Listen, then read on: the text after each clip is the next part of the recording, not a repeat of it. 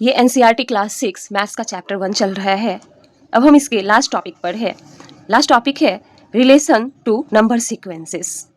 अक्सर क्या होता है कि शेप सीक्वेंसेस जो होते हैं वो नंबर सीक्वेंसेस से सरप्राइजिंग वेज में रिलेटेड होते हैं। जैसा कि टेबल 3 में हमने देखा, ट्रायंगल के 3 साइड्स है, क्वाड्रिलेटरल के 4, पेंटागन के 5, हेक्सागन के 6, हेप्टागन के 7, ऑक्टागन के 8, नोनागन के 9, डेकागन के 10। ये जो रेगुलर पॉलीगन्स है इनके शेप सीक्वेंस काउंटिंग नंबर को रिप्रेजेंट कर रहे हैं। कैसे? ट्रायंगल का 3 है, क्वाड्रिलेटरल का 4 है, ऐसे ही अगले शेप का 5 है, फिर 6, 7, 8, 9, 10। तो ये काउंटिंग नंबर दे रहा है। इसलिए ये जितने भी शेप्स है इनको क्या कहा जाता है? Regular triangle, quadrilateral, pentagon, hexagon, heptagon, octagon, नोनागन और डेकागन। रेगुलर का मतलब हमने पहले भी आपको बताया है। रेगुलर का मतलब क्या होता है कि ये जितने भी शेप्स है इनके सारे साइड्स इक्वल होंगे और सारे एंगल्स इक्वल होंगे।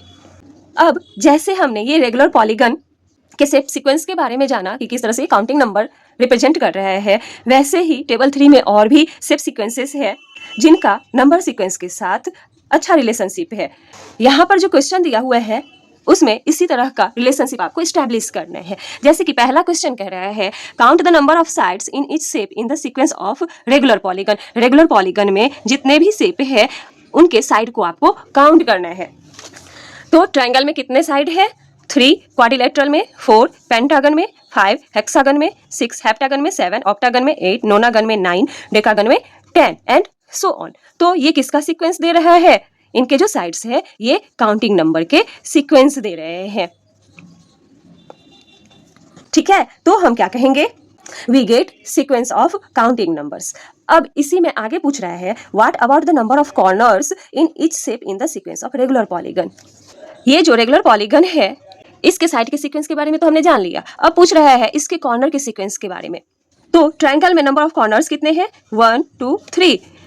फिर क्वाड्रिलेटरल में 4, पेंटागन में 5, हेक्सागन में 6, हेप्टागन में 7, ऑक्टागन में 8, नोनागन में 9, डेकागन में 10 एंड सो ऑन। तो ये भी क्या दे रहा है? We get sequence of counting numbers. ठीक है, अब पूछ रहा है do you get the same number sequence? तो yes, we get same number sequence. आगे पूछ रहा है can you explain why this happened.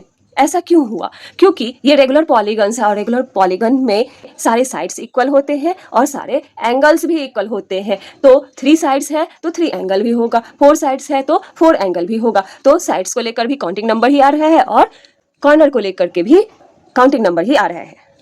अब अगला क्वेश्चन है count the number of lines in each shape in sequence of complete graph. Which number sequence do you gate? Can you explain why? Complete graph में आपको number of lines जो है उसको count करना है। K2 में कितना नंबर ऑफ लाइन है? 1, K3 में 3, K4 में 6, K5 में 10, K6 में 15। तो क्या मिल रहा है? 1, 3, 6, 10, 15 एंड सो ऑन। और ये किसका सीक्वेंस है? ट्रायंगुलर नंबर का। तो हम क्या कहेंगे? We get sequence of triangular number. अब अगला क्वेश्चन पूछ रहा है how many little squares are there in each shape of sequence of stacked square. Stacked square के हर एक शेप में कितने छोटे छोटे स्क्वायर्स है और उससे हमें कौन सा नंबर सीक्वेंस मिलता है? स्टैक्ड स्क्वायर्स के पहले वाले शेप में एक स्क्वायर है, दूसरे वाले में 4 है, तीसरे में 9 है, चौथे में 16 है और इससे नेक्स्ट में 25 है। अगला होगा तो 36 होगा। हमें किस तरह का सीक्वेंस मिल रहा है? 1, 4, 9, 16, 25 और ये किसका सीक्वेंस है? स्क्वायर नंबर का। तो we get sequence of square number. अगला पूछ रहा है how many little triangles are there in each shape of sequence of stacked triangle. Which number sequence does this give? Can you explain why? अब stacked square की तरह ही इसमें भी पहले वाले शेप में क्या है? 1 ट्रायंगल, दूसरे में 4, तीसरे में 9, चौथे में 16, पांचवे में 25, इसके बाद आएगा 36। ठीक है, तो ये किसका सीक्वेंस मिल रहा है? स्क्वायर नंबर का ही। तो स्टैक्ड स्क्वायर में भी हमें स्क्वायर नंबर का मिल रहा है, स्टैक्ड ट्रायंगल में भी हमें स्क्वायर नंबर का ही सीक्वेंस मिल रहा है। नेक्स्ट क्वेश्चन है to get from one shape to the next shape in the cos snowflake sequence, one replaces each line segment by a speed bump. As one does this more and more times, the changes become tinier and tinier with very very small line segment. How many total line segment are there in each shape of cos snowflake? What is the corresponding number sequence? इसमें कह रहा है कि एक shape से दूसरे shape में जाने पे जो लाइन सेगमेंट है वो स्पीड बम्प के रूप में रिप्लेस हो रहा है। और जैसे जैसे अगला सेप बनते जाता है, ये जो लाइन सेगमेंट है ये छोटे से छोटे होते जाते हैं। तो पूछ रहा है हर एक सेप में कितने लाइन सेगमेंट है और उससे हमें कौन सा नंबर सीक्वेंस मिलता है। इसमें है कॉस स्नोफ्लेक का पैटर्न, आपने जाना था कि कैसे क्रिएट होता है, 3 टाइम्स पावर ऑफ 4। तो 4 का पावर 0 इक्वल्स टू 1, 4 का पावर 1 इक्वल्स टू 4, 4 का पावर 2 इक्वल्स टू 16, 4 का पावर 3 इक्वल्स टू 64, 4 का पावर 4 इक्वल्स टू 256 और ऐसे ही ये आगे जाएगा। और ये जो पावर ऑफ 4 आया है इसमें 3 से मल्टीप्लाई कर देना है सब में।